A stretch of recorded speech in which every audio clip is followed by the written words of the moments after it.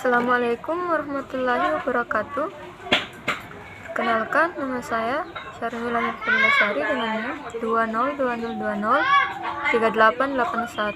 2020203884202001 akan membahas tentang akhlak kepada Rasulullah Shallallahu Alaihi Wasallam.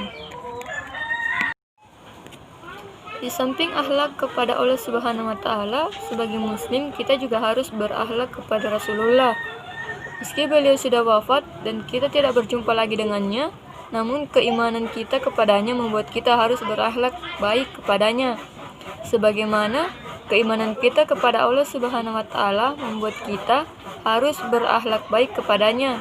Meskipun demikian, akhlak baik kepada Rasul pada masa sekarang tidak bisa kita wujudkan dalam bentuk lahiriah atau jasmania secara langsung sebagaimana para sahabat telah melakukannya.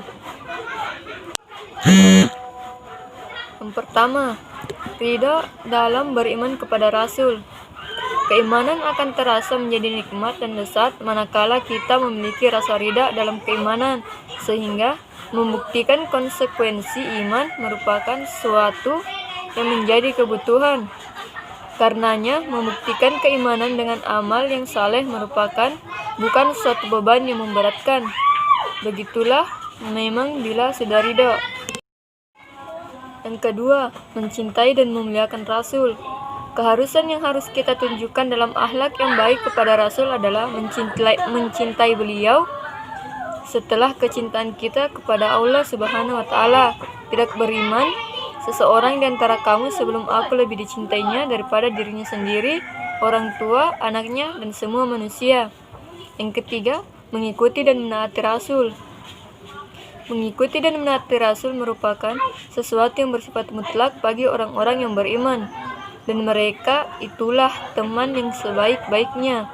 Manakala manusia telah menunjukkan akhlak yang mulia kepada Rasul dengan menaatinya, maka ketaatan itu berarti telah disamakan dengan ketaatan kepada Allah Subhanahu wa Ta'ala. Dengan demikian, ketaatan kepada Allah Subhanahu wa Ta'ala dan Rasulnya menjadi seperti dua sisi mata uang yang tidak boleh dan tidak bisa dipisahkan. Dan barang siapa yang berpaling, maka kami akan mengutusmu untuk menjadi pemelihara bagi mereka. Keempat, mengucapkan salawat dan salam kepada Rasul.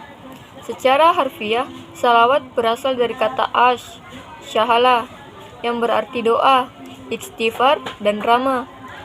Hai orang-orang yang beriman, bersalawatlah kamu untuk Nabi dan ucapkanlah salam penghormatan kepadanya. Yang kelima, menghidupkan sunnah Rasul. Aku tinggalkan kepada dua pusaka, kamu tidak akan tersesat selamanya bila berpegang teguh pada keduanya, yaitu kitab Allah dan sunnahku. Sesungguhnya, siapa yang hidup sesudahku akan terjadi banyak pertentangan.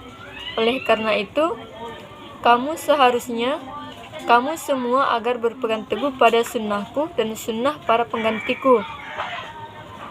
Yang keenam, menghormati pewaris Rasul.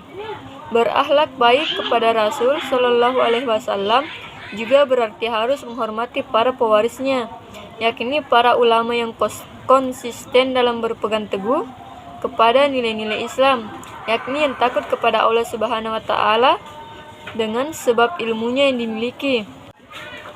Kedudukan ulama sebagai pewaris Nabi dinyatakan oleh Rasulullah Shallallahu Alaihi Wasallam, dan sesungguhnya ulama adalah pewaris Nabi. Nabi tidak mewariskan uang, dinar, atau dirham. Sesungguhnya Nabi hanya mewariskan ilmu kepada mereka.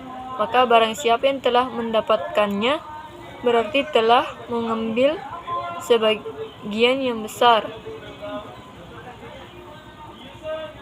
Ketujuh, misi Rasul. Misi Rasul adalah menyebarluaskan dan menegakkan nilai-nilai Islam. Tugas yang mulia ini harus dilanjutkan oleh kaum muslimin, karena Rasul telah wafat dan Allah tidak akan mengutus lagi seorang Rasul. Meskipun demikian, nilai-nilai harus dengan kehati-hatian agar tidak menyampaikan sesuatu yang sebenarnya tidak ada Rasulullah Shallallahu Alaihi Wasallam. Demikianlah beberapa yang harus kita tunjukkan agar kita termasuk orang yang memiliki akhlak yang baik kepada Nabi Shallallahu Alaihi Wasallam.